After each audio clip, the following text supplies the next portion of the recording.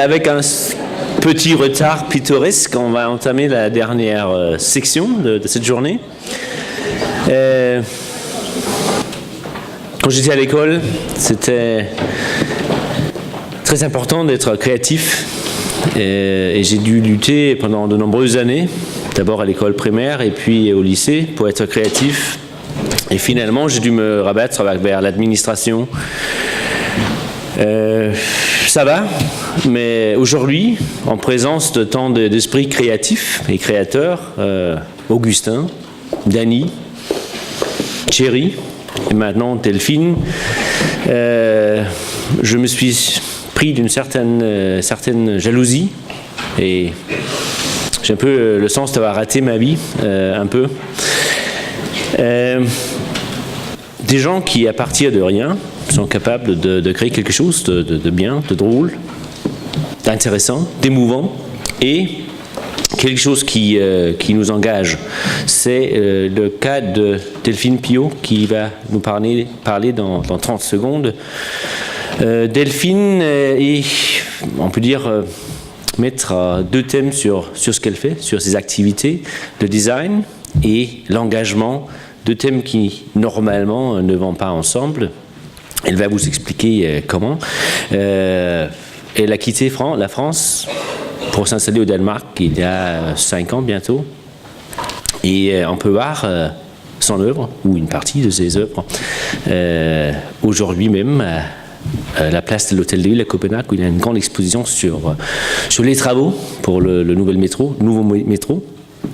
Mais je pense qu'elle va nous expliquer tout ça. Donc bienvenue à Delphine Piot.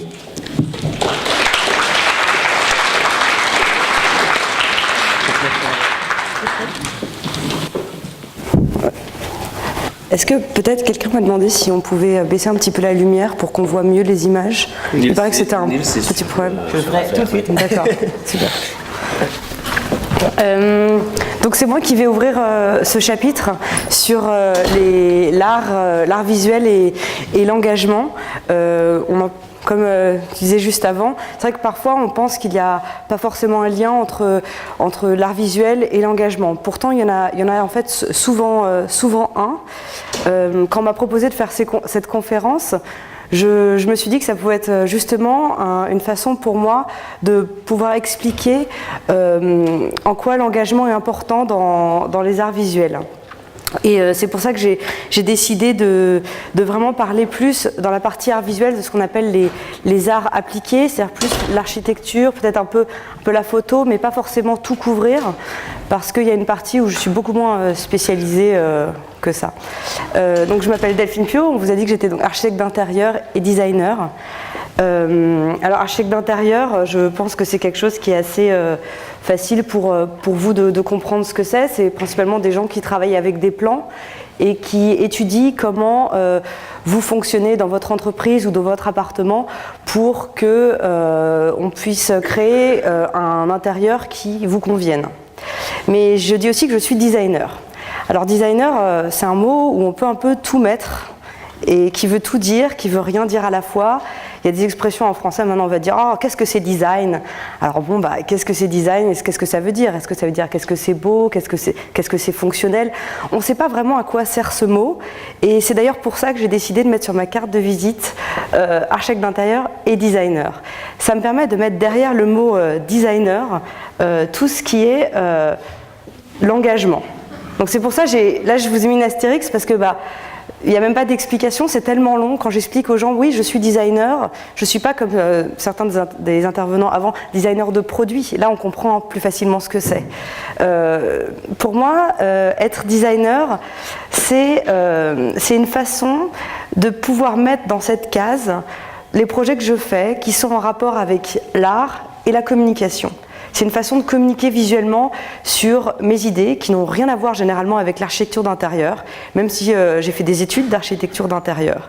Il se trouve que dans mes études, j'ai aussi appris à me servir de différents médias, la photo, la sculpture, la peinture. Et je me sers de ce bagage pour pouvoir véhiculer des valeurs de société auxquelles je crois.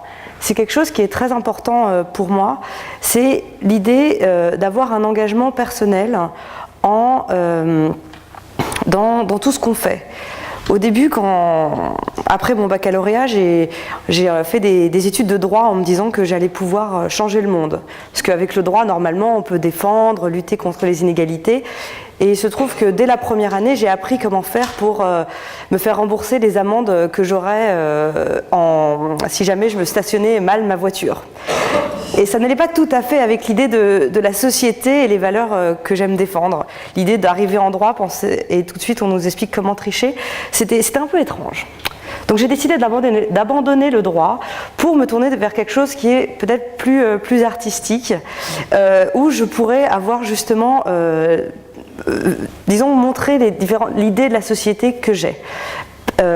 J'ai longtemps pensé que on avait un travail et qu'à côté du travail on avait sa vie personnelle et que dans sa vie personnelle on allait pouvoir être engagé, on pouvait être militant, se battre pour des causes, aller manifester, et j'ai jamais pensé que c'est des choses qui pouvaient être liées.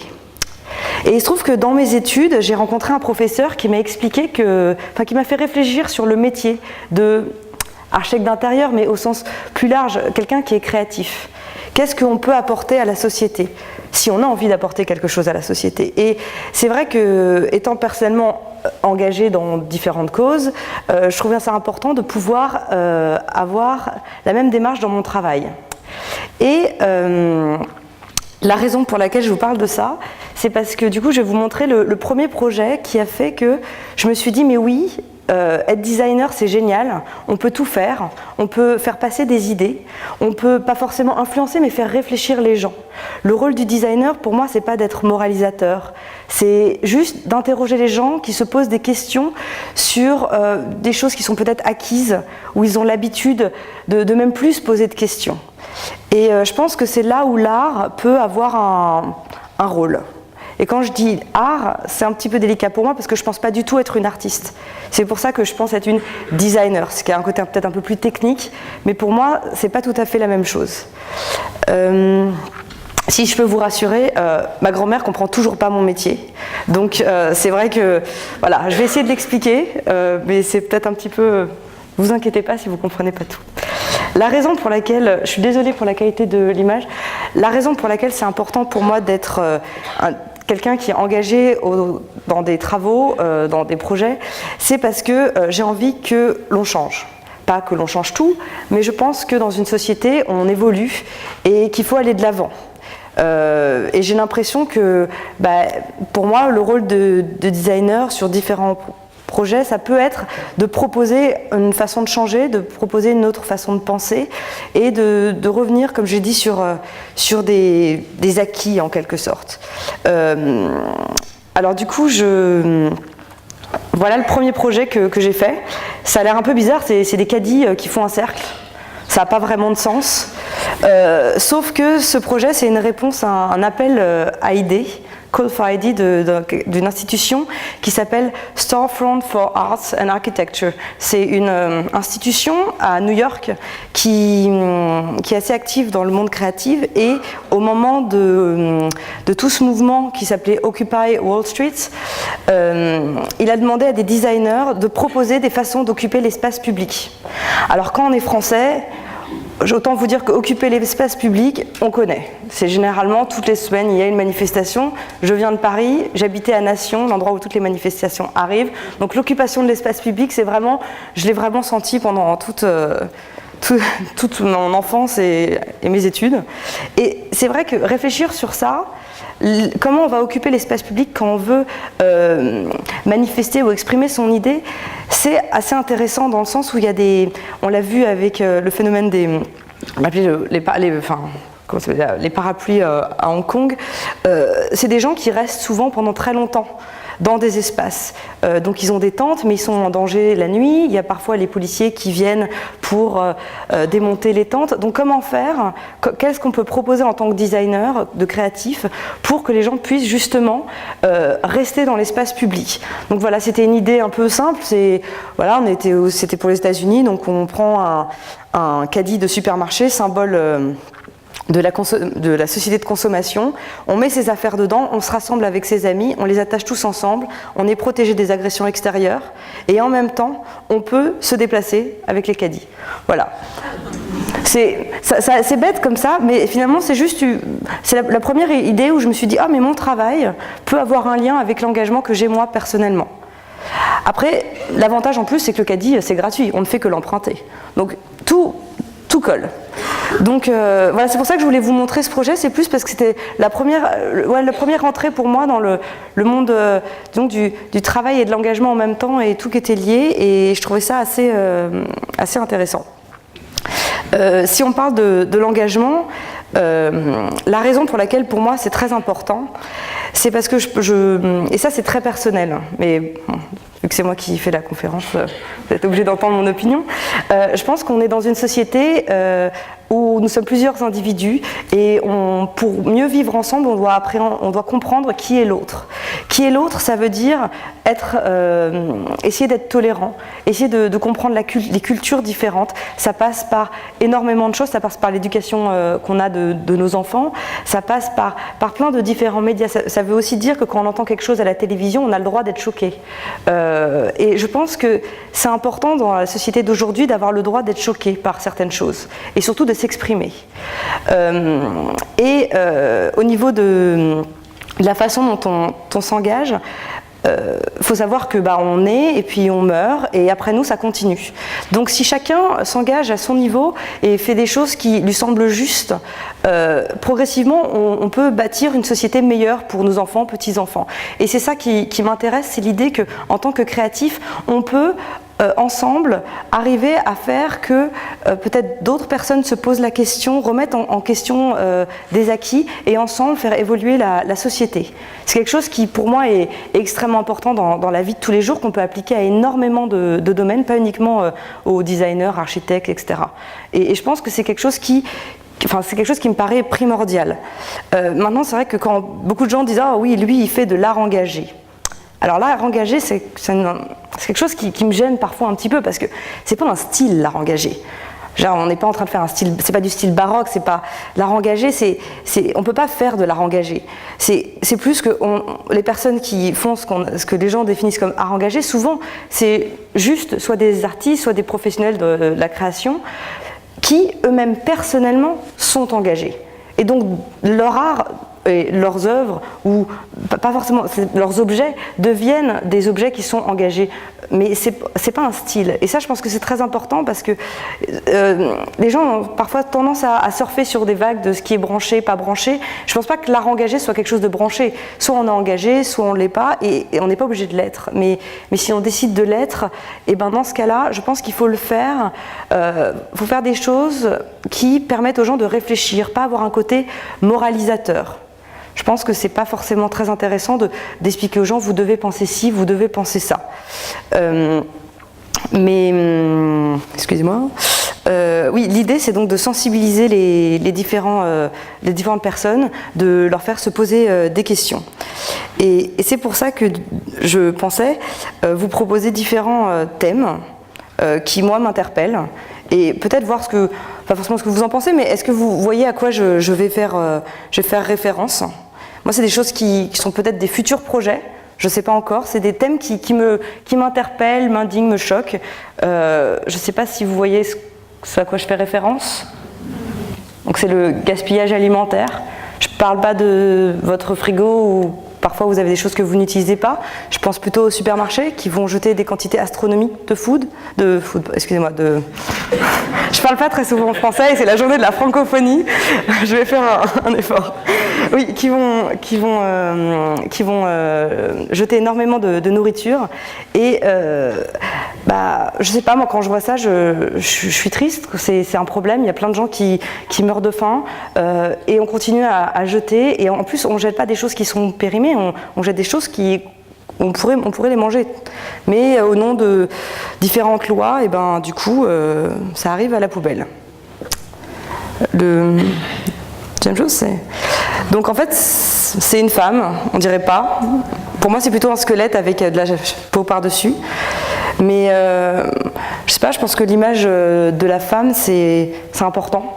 Quand je vois ça, je me demande pourquoi est-ce qu'on ne ferait pas plutôt, je sais pas, un défilé de mode où on met des cintres à la place de personnes. Ça pourrait être une façon d'interroger les gens.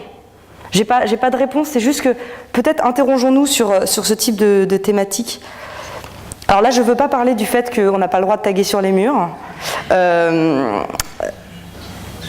Bon, je pense que l'image parle d'elle-même. Les sans-abri, il y en a énormément. Généralement, c'est pas un choix.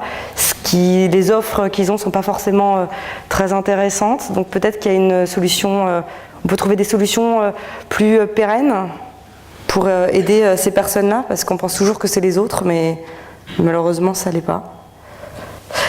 Alors, je n'ai pas envie de parler de chocolat. Là, j'ai envie de parler du Kinder Surprise. Alors, je pense, on a tous dû manger des Kinder Surprise, seulement quand nous, on les mangeait, ils n'étaient pas bleus et roses. Ils sont devenus bleus et roses il y a quelques années.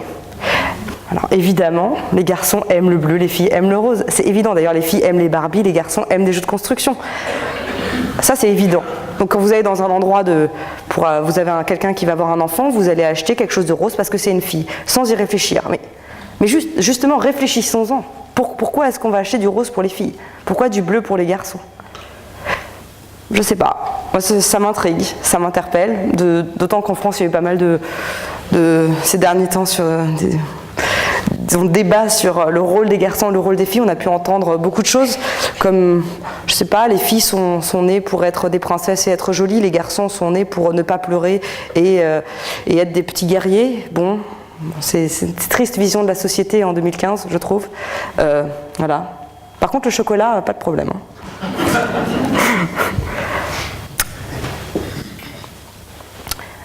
Oui, nous faisons nos besoins dans l'eau potable. Donc, je sais pas, peut-être un problème de faire ses besoins dans l'eau potable. Moi, je trouve ça bizarre quand même, tellement d'endroits où il n'y a pas d'eau potable. Et nous, si, on l'utilise pour... on la boit pas dans les toilettes a priori, donc pourquoi? Je sais pas. Je suis architecte d'intérieur et je peux vous dire qu'il y a énormément de solutions en architecture d'intérieur pour avoir un système de réutilisation des eaux usées, notamment l'eau de la douche, l'eau du lavabo, de l'évier. Mais c'est des petits systèmes, c'est-à-dire que chaque personne individuellement peut installer ça, mais il faut peut-être le penser un peu plus globalement. Toute l'Europe, on fait tous nos besoins dans l'eau potable. C'est fou. Enfin, je pense qu'on va dans certains pays où l'eau potable est difficile d'accès, ça doit leur faire un choc si on leur dit.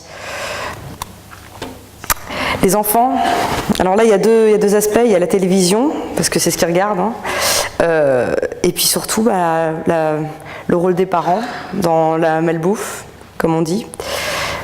Bon, je pense que l'image parle d'elle-même. Donc voilà, ça c'est des exemples de thématiques qui, moi, m'interpellent tous les jours. Et je pourrais vous parler de beaucoup plus de choses, de l'homosexualité, énormément de choses. Là, c'est juste un petit exemple. Et c'est ça qui fait la base de mon travail en tant que designer. Je trouve que c'est intéressant de voir que ces questionnements, il y a des solutions. Et dans les solutions, justement, j'ai sélectionné quelques projets plutôt d'architecture et de design de produits parce que c'est quand même un petit peu plus mon domaine, pour vous montrer comment on peut les traiter, qu'est-ce qu'on peut proposer.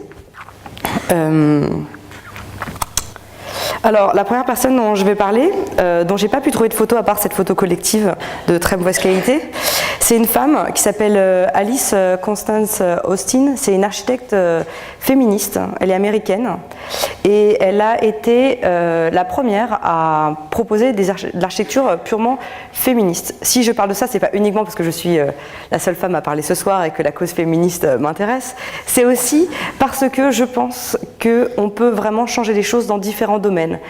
L'architecture, on a tendance à se dire que pas forcément, étant donné que finalement le but c'est de faire différentes pièces et de faire des ensembles d'habitations et on ne va pas forcément penser à ce qu'on va véhiculer derrière. Cette femme, elle a été très importante parce qu'elle a libéré la femme des tâches ménagères. Ce qui nous paraît un peu bête en 2015, mais c'était en 1910. C'est quelqu'un qui a pensé un système d'habitat collectif avec des tunnels souterrains, ce qui permet, donc c'est le complexe là, et en fait au-dessous de ces habitations il y a des tunnels souterrains qui permettent de faciliter la garde des enfants parce que du coup pour sortir c'est plus facile, et on peut avoir des repas chauds qui sont délivrés parce qu'il n'y avait pas de cuisine dans ces appartements, ce qui pour les femmes de l'époque était complètement révolutionnaire. Et pourquoi elle est architecte féministe? Parce que grâce à elle les femmes ont eu plus de temps pour entrer dans la sphère publique et avoir des métiers qui maintenant nous paraissent évidents mais à l'époque qui n'étaient absolument pas. Et c'est pour ça que je voulais commencer par cette personne, aussi parce que ça remonte à quand même plus d'une centaine d'années et il y a peu d'images disponibles malheureusement, et d'autant plus que ce projet n'a pas finalement fonctionné, n'a pas été fini faute de moyens et d'eau. Mais c'est l'idée de dire qu'on peut, même avec l'architecture, arriver à être engagé pour une cause, notamment là c'était pour les femmes. Il faut savoir que cette personne a également eu une grosse influence ensuite aux États-Unis sur les différentes avancées sociales, les salaires minimum plus ou moins, etc. Donc voilà, ça c'était un des premiers projets. Deuxième projet dont j'aimerais vous parler, c'est un projet c'est du design de produits, mais qu'on va appeler design humanitaire. Donc là on peut faire référence à l'image de l'eau potable dans les toilettes avant. Il y a énormément d'endroits où il n'y a pas d'eau potable, on doit marcher des kilomètres pour aller au puits pour tirer de l'eau. Et il y a une entreprise danoise qui a été fondée en 1957 qui s'appelle Vestegård, qui ensuite maintenant depuis je crois 2005, je crois qu'ils sont à Lausanne, et ils sont spécialisés dans ce qu'on appelle le design humanitaire. C'est-à-dire qu'ils ont créé un système de paille portable pour filtrer l'eau. Ce qui est complètement révolutionnaire, c'est un usage individuel, et quand une personne a une paille, elle peut l'utiliser pendant 1 an. C'est un système de filtration. C'est là où en fait le design et les nouvelles technologies sont vraiment liés au service de l'évolution de la société. Mais ce type de design, c'est possible parce qu'il y a un moment, quelqu'un s'est dit que c'était important que les personnes aient accès à l'eau potable. C'est que si personne se dit ça, on ne va pas forcément avancer, parce qu'a priori les personnes qui n'ont pas accès à l'eau potable n'ont pas non plus accès aux technologies pour pouvoir développer ce type de produit. Donc si des personnes créatives ne sont pas engagées dans un processus de développement de la société, eh bien on tourne en rond. Alors que là, justement, c'est un système où on va pouvoir proposer quelque chose à d'autres pour arriver à vivre mieux ensemble et comprendre qui est l'autre et comment aider l'autre, justement. Ce type de projet, ensuite, a été développé, c'était en 1996, et assez récemment, avec le même système de technologie, on est passé d'une paille où on pouvait immédiatement boire à un système où, dans les maisons, on pouvait avoir de l'eau qui était filtrée et du coup un accès à l'eau plus pratique, notamment pour faire la cuisine. Ce type de design de produits a été notamment distribué par exemple à Haïti quand il y a des catastrophes naturelles, beaucoup en Ouganda également, au Kenya, dans plein d'endroits où l'eau potable est difficile d'accès.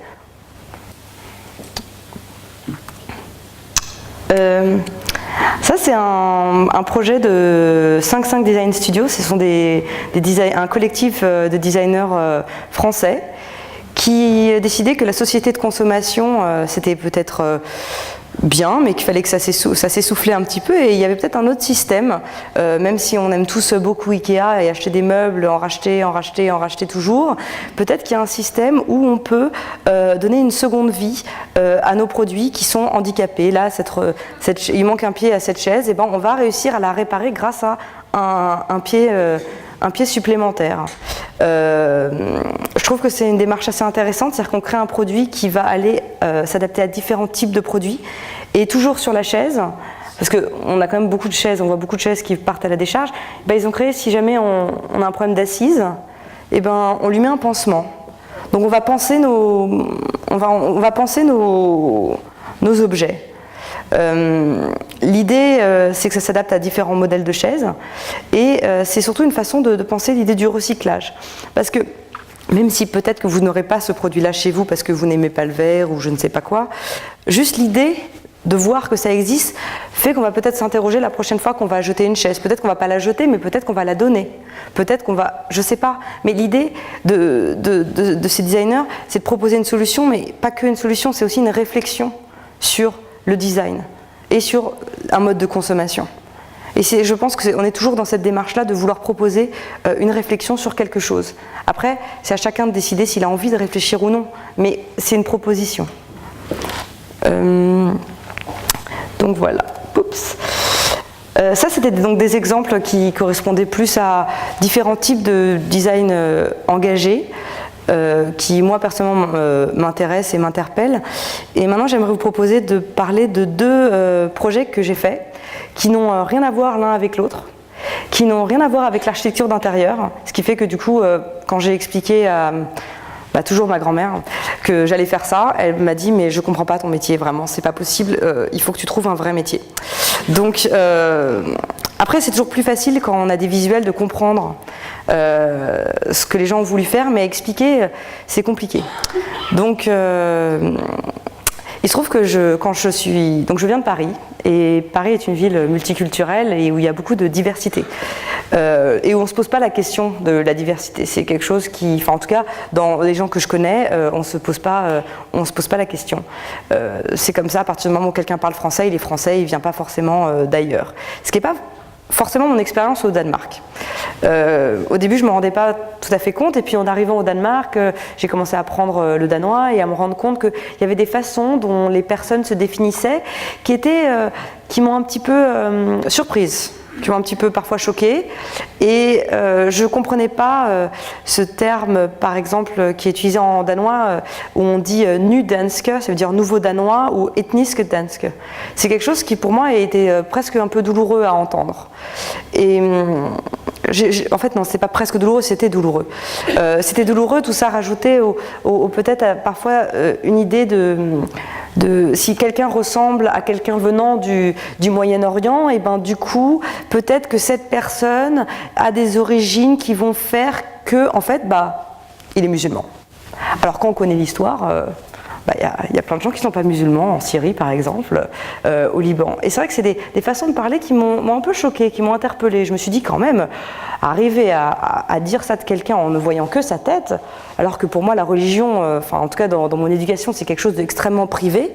Je ne comprenais pas pourquoi d'un coup il y avait cette association entre des choses qui étaient de la sphère complètement privée qui apparaissaient sur le visage des gens, comme s'il y avait écrit je suis protestant, je suis homosexuel, je suis je ne sais pas quoi. C'était étrange pour moi. Et du coup je me suis beaucoup intéressée aux différents visages des gens dans Copenhague. Et un jour j'ai entendu, j'ai un ami qui est français. Ses deux parents sont marocains, et il m'a dit que ici les gens l'appelaient noir.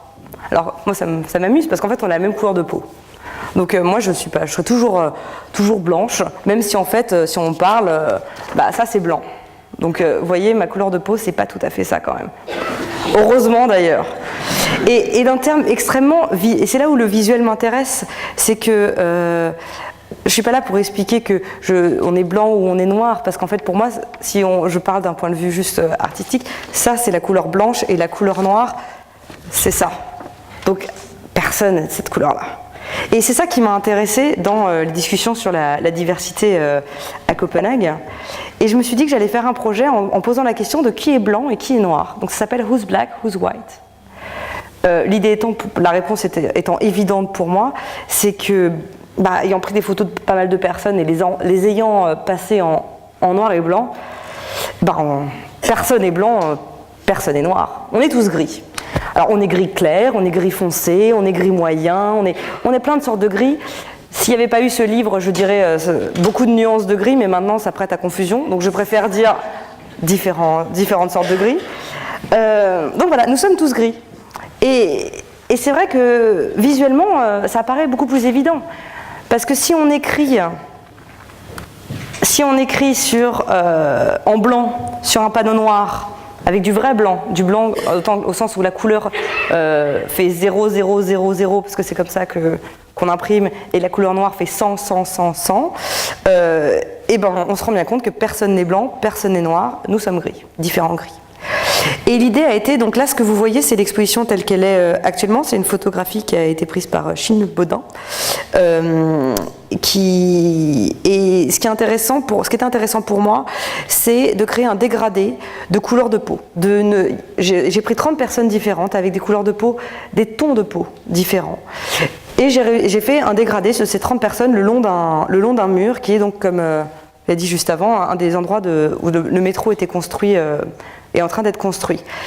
Et l'idée étant d'interroger donc où est la limite, où est-ce qu'on commence à être blanc, où est-ce qu'on commence à être noir, qu'est-ce qui se passe, comment on sait. L'idée évidemment pour moi, en posant cette question, est que les gens s'interrogent sur la manière de définir l'autre. Qu'est-ce que ça veut dire quand on dit, par exemple, j'ai été avec mon ami noir au cinéma? Personnellement, le fait que cette personne, on utilise le mot mon ami noir, je ne vois pas le rapport avec le cinéma. De la même façon qu'on va dire, ah mais mon amie caribéenne, mais elle n'a jamais été aux Caraïbes. Son grand-père était des Caraïbes. Donc peut-être qu'on va se poser la question sur juste notre façon de parler. C'était un peu l'idée de cette exposition. Vous voyez en dessous donc l'idée du... Oula. Oui, c'est un peu pixelisé, désolé. L'idée du dégradé. Et ce qui a été encore plus intéressant pour moi, c'est que je suis retournée pour prendre des photos de cette exposition. Et j'ai entendu les gens en parler. Et entendre les gens parler d'un de ses propres projets, sachant qu'ils ne savent pas qui on est, c'est très intéressant. Parce que du coup, on se retrouve avec des personnes qui au début pensent que les photos, c'est des jolies photos, c'est des jolis portraits. Et puis d'un coup, ils se rendent compte qu'il y a un dégradé. Donc du coup, ils reviennent en arrière. Who's black, who's white? Ah, je comprends. Hop, on revient. Ah bah ouais, mais lui, il est quand même plus noir que lui. Alors pour moi, on était quand même dans les gris clairs. Hein. Et là, on se rend compte que les gens vont considérer, vont pas parler de couleur quand ils vont parler de noir et blanc. Ils vont parler des traits qu'on va avoir. Et ça m'a interpellée peut-être pour un second projet, on verra. Mais c'est intéressant de dire qu'en fait, quand on définit quelqu'un avec une couleur de peau, généralement, on ne parle pas du tout de sa couleur de peau, on parle d'autre chose. Autre chose qui parfois est plus ou moins borderline, comme on dit. Mais bon, c'était un peu l'idée. Donc voilà, ça c'est un de mes projets où l'idée c'était vraiment de parler de la diversité. Donc là, comme vous pouvez voir, je dis pas c'est bien, je dis pas c'est mal, je pose une question. C'est ce que j'entends être mon rôle de designer, d'interroger. Qu'en pensez-vous ? Alors, la raison pour laquelle je vous ai mis ça, c'est parce qu'en fait, quand on fait des projets engagés, l'avantage, je pense qu'on peut avoir, c'est que vu qu'on interpelle les citoyens, on interpelle aussi d'autres médias. Et le fait que d'autres médias parlent de projets engagés, ça permet qu'il y ait des discussions qui se créent et que plus de personnes en parlent, et c'est un peu le cercle vertueux. Et je pense que dans un projet engagé, c'est très important d'arriver à faire en sorte d'interpeller d'autres médias pour qu'eux-mêmes en parlent et du coup aient des conversations, là en l'occurrence, sur la diversité. Parce qu'au Danemark, je pense que la diversité est un sujet dont il faut parler pour pas que ça devienne un sujet tabou. Et le fait d'avoir d'autres personnes qui s'y intéressent, je pense que c'est quelque chose qui est très important dans le rôle du designer qui a un engagement dans ses projets. Ça permet de faire que donc ça ouvre encore plus le débat. Et ça, je trouve que c'est une partie qui est assez intéressante, c'est que ça ne s'arrête jamais, ça va au-delà du projet. Le deuxième projet dont j'aimerais vous parler, je ne l'ai pas traduit parce qu'en fait c'est le titre, ça s'appelle vraiment The French Fromage, donc le fromage français. Pareil, je suis arrivée au Danemark et moi j'ai toujours adoré le fromage français, français ou autre, mais la raison pour laquelle je dis fromage français, c'est parce qu'en France on a quand même une diversité de textures, de couleurs et de formes au niveau du fromage qui est impressionnante et qui est historique. Le problème c'est qu'en arrivant au Danemark, j'adore le brie, c'est un de mes fromages préférés. En fait, voilà, c'était le supermarché danois. Et là, je me suis dit, ça va pas être possible. Heureusement, il existe des envois sous vide depuis la France, donc je suis sauvée. Mais ça m'a marqué le fait que des entreprises utilisent le drapeau français, donc bleu, blanc, rouge, pour que dans l'imaginaire collectif, donc bleu, blanc, rouge, c'est forcément français, ça vient de la France, c'est un bon produit. Le problème, c'est que ça, là, c'est vraiment pas bon. C'est vraiment pas du fromage. C'est du fromage, outre le fait que c'est du lait qui a été pasteurisé, c'est-à-dire qu'on a monté sa température jusqu'à 70 degrés, donc il a perdu toutes ces bactéries, ce qui font que le fromage a une spécificité particulière. On se retrouve vraiment, enfin, vous le voyez, on dirait du plâtre. vraiment. Le brie, normalement, c'est jaune, la pâte. Quand c'est blanc, c'est un problème. Donc voilà, j'ai vu ça et je me suis dit mais c'est pas possible, comment faire pour que les Danois voient que c'est pas ça le fromage français. Parce que j'ai rencontré des Danois qui m'ont dit mais on n'aime pas le fromage français. Ben forcément, si c'est ça, on peut pas l'aimer, c'est pas possible. Et du coup, je me suis, à chaque fois que je rentrais en France, je rapportais du fromage. Je crois que c'est complètement illégal, mais je le faisais quand même. Je faisais goûter mes amis danois. Et je me rappelle encore une de mes amies, la première fois où elle a goûté du vrai camembert. Donc camembert, c'est juste un nom, mais en fait le vrai camembert s'appelle camembert de Normandie, c'est son vrai nom. Et le brie, de la même façon, s'appelle brie de Meaux ou brie de Melun. Brie, ça n'existe pas, enfin sauf au Danemark, en Angleterre, ailleurs. Enfin, mais bon, comment les industriels font de l'argent à l'étranger avec le drapeau, ça c'est une autre histoire. J'ai vu mon ami qui m'a dit mais si j'avais su que c'était ça le camembert, mais j'aurais jamais acheté du fromage au supermarché. Et ça m'a interpellée et je me suis dit mais comment faire pour que les gens sachent ce que c'est que ce que moi j'appelle le vrai fromage, le fromage artisanal, ce qui fait que le patrimoine gastronomique français est à l'UNESCO. Il y a quand même des raisons pour ça. C'est clairement pas ça que l'UNESCO entend quand ils disent patrimoine gastronomique. À part mettre un drapeau bleu, blanc, rouge, ça n'a pas de lien. Et du coup, autant le projet que je vous ai montré avant, je me suis transformée en photographe, et bien ce projet-là, je me suis dit que peut-être que la meilleure manière de parler du fromage, c'était de laisser parler les artisans qui font ce fromage. Et alors là, du coup, je me suis transformée en caméraman.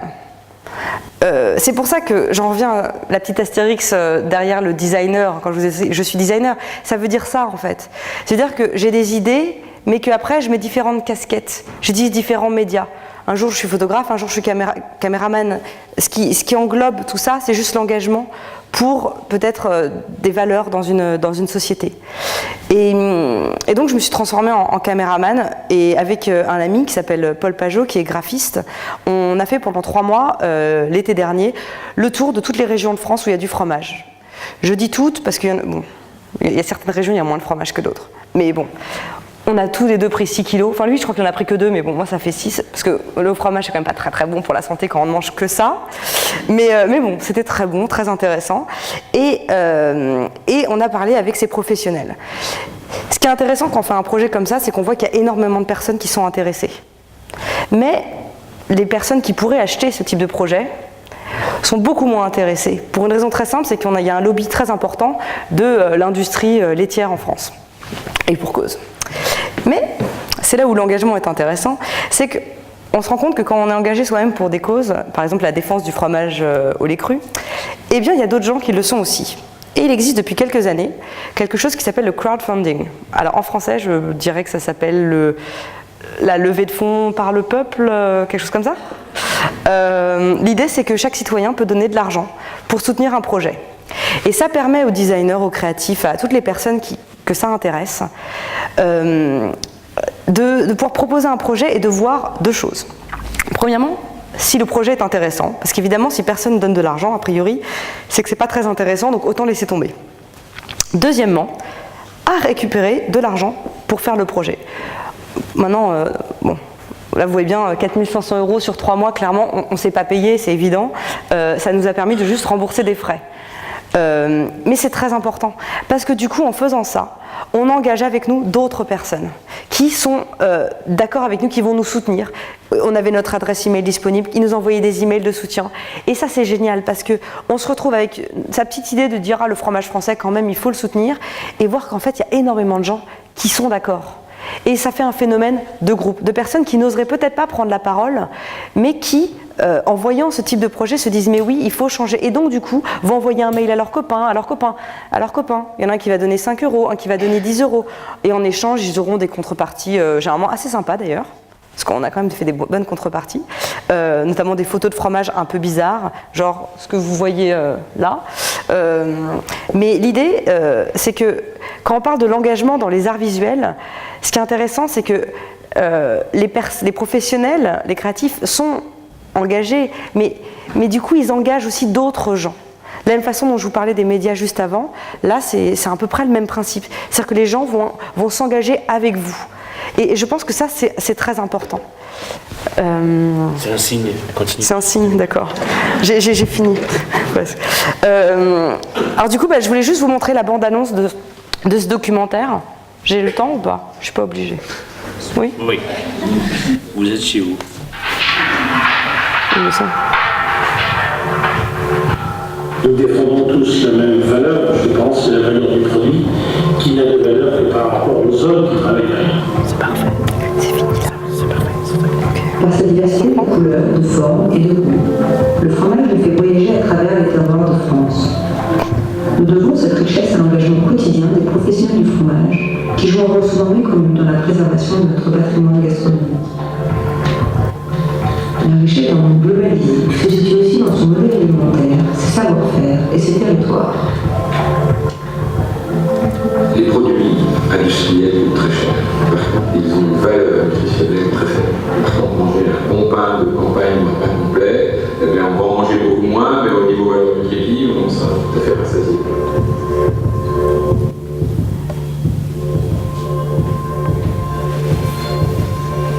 Nous nous battons aujourd'hui pour essayer de définir à l'authentique ce point.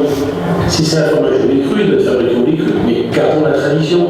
Et il y a vraiment une identité touristique sur un secteur, il faut qu'il y ait des produits, il faut qu'il y ait de l'alimentaire, donc ça veut dire qu'il y a l'équilibre du territoire, du sol. Donc revenons sur du vrai produit, du produit naturel, avec une diversité de goûts, de textures, de signatures, des terroirs et d'autres, et ça c'est un rôle.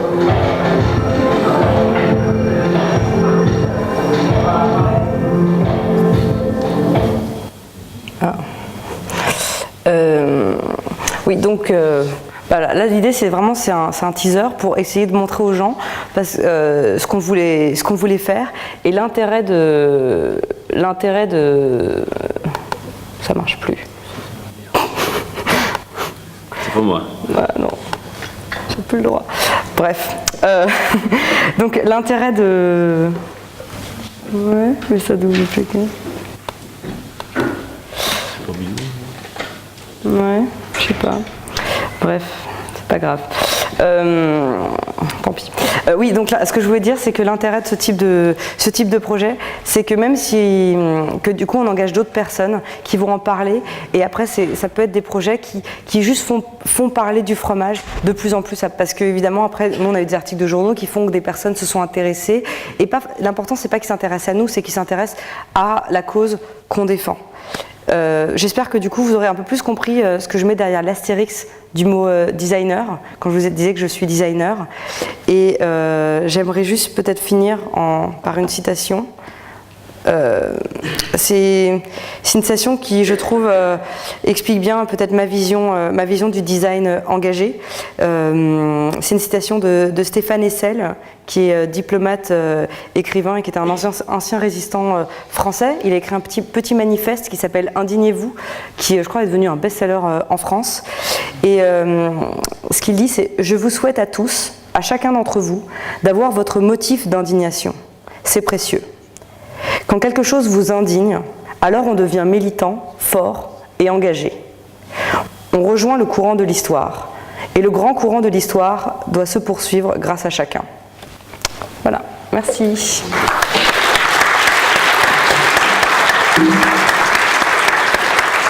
Merci infiniment, Delphine. C'est un peu dangereux de montrer un film comme ça sur la nourriture, le bon goût français. Juste en fin d'après-midi, toutes nos pensées se portent vers le buffet qui nous attend. Espérons-le. Bon, on a quand même le temps pour quelques questions pour cette intervention.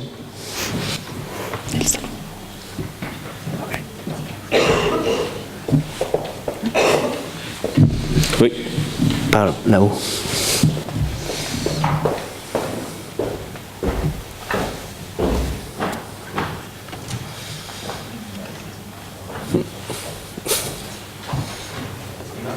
Non.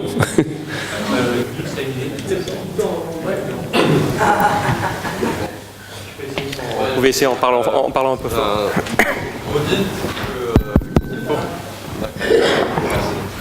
Vous dites qu'il faut poser des questions, mais vous dites en même temps qu'il ne faut pas dire aux gens ce qu'ils doivent penser.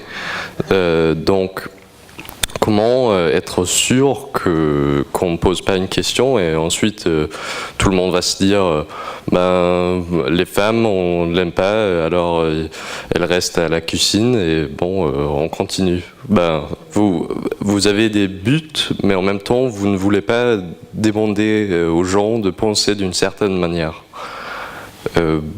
Quelle est l'idée avec cela? Je pense que justement, on ne sait pas ce que les gens vont penser, ça fait partie de l'idée. Quand je dis qu'il faut poser des questions et interroger, c'est très orienté quelque part. Si je prends les exemples des 2 projets que j'ai pris, quand je pose la question de qui est noir, qui est blanc, en faisant un projet où personne n'a la couleur blanche ou la couleur noire et en faisant volontairement un dégradé de gris clair à gris foncé, disons que je réponds visuellement à cette question. Après, il appartient à chacun de comprendre ce que je veux dire ou pas, de l'accepter ou pas. Je pense qu'il n'y a pas, de toute façon, il n'y a pas de bon et de mauvais. Maintenant, dans l'engagement qu'on a, il faut faire attention à avoir, je pense, un engagement plutôt progressiste, parce que je pense que l'histoire nous a montré qu'on peut aussi s'engager, entre guillemets, du mauvais côté. C'est un risque. D'ailleurs, je pense qu'il y a des personnes qui, de mon point de vue à moi, sont peut-être pas forcément du côté où il faudrait être. Maintenant, est-ce que ça veut dire que c'est bien ou... Il n'y a pas de bien ou de mal, c'est un peu comme en poétique, chacun a son opinion. Maintenant, en tant que designer, on peut arriver à proposer des questions et des sujets de réflexion. L'expression sur être noir ou blanc, en fait, elle interroge aussi sur le stéréotype. Et l'idée, c'est que les gens, en parlant entre eux, si les gens, en voyant l'exposition, en parlent, juste de la diversité, de dire « Ah oui, en fait, il n'est pas noir, ah bah oui, il n'est pas blanc », eh ben, j'ai presque envie de dire que ça me suffit. C'est-à-dire qu'ils y auront pensé. Et je pense que ça, c'est important. Je ne sais pas si j'ai vraiment répondu... Si, mais aussi, quand vous faites des projets, vous demandez aux gens de penser d'une certaine cause. Donc là, vous avez déjà décidé à quoi les gens doivent penser. Oui, mais après, c'est moi qui décide que, par exemple, je ne pense pas qu'un mannequin doive ressembler à un squelette. C'est quelque chose... Maintenant, je pense que c'est des choses où... je ne sais pas si dans l'Assemblée, je pense qu'on peut beaucoup être d'accord sur ça. De la même façon que faire ses besoins dans l'eau potable, je pense qu'on peut être beaucoup à trouver ça absurde. Donc, après, j'essaie de choisir aussi des sujets où je pense que beaucoup de gens peuvent être... qui me paraissent... comment dire je n'ai pas envie de dire normal, mais je pense pas choisir des sujets où 50% de la population va pas être d'accord. Une question au fond de la salle. Merci pour cette présentation du design qui fait qu'on a une autre approche de ça. Maintenant, moi, ce que je voudrais vous demander, est-ce que votre engagement au niveau du design vous a, entre guillemets, peut-être une fois empêché d'avoir un contrat parce que vous êtes une artiste engagée, mais moi je dirais que vous êtes engagée, mais de manière modérée, ce qui fait qu'on est beaucoup plus, en tout cas je suis plus encline à écouter en fait ce que vous dites plutôt que quelqu'un qui le présenterait, on va dire, de manière beaucoup plus brutale. Voilà. Donc, je voudrais savoir, est-ce que, malgré tout, le fait d'être un designer engagé, est-ce que ça vous a déjà ravi un contrat ou quelque chose comme ça? Alors, merci pour la question. Je vais vous répondre de façon un petit peu différente. Je ne gagne pas ma vie avec la partie designer et une astérix. Je la gagne avec la partie architecture d'intérieur. Et c'est une façon de répondre à votre question, c'est que je pense que les projets tels que les 2 derniers que je vous ai montrés, ce ne sont pas forcément des projets où on gagne de l'argent ou même on a des contrats. C'est plutôt des projets qu'on va appeler peut-être personnels, et après je vais trouver une audience et un moyen d'arriver à les exposer. Par exemple, c'est pour ça que je vous parlais du crowdfunding, c'est une idée d'un projet, on appelle les gens à nous aider au financement, et par exemple cet été on va être projeté dans un festival. C'est un projet où je n'aurais pas gagné d'argent mais qui m'en aura pas fait perdre non plus, donc c'est pas une question vraiment de contrat. les contrats, je les ai beaucoup plus sur l'architecture d'intérieur, où là, je ne considère pas être forcément engagée. Merci. Je vais me permettre d'arrêter brutalement le débat.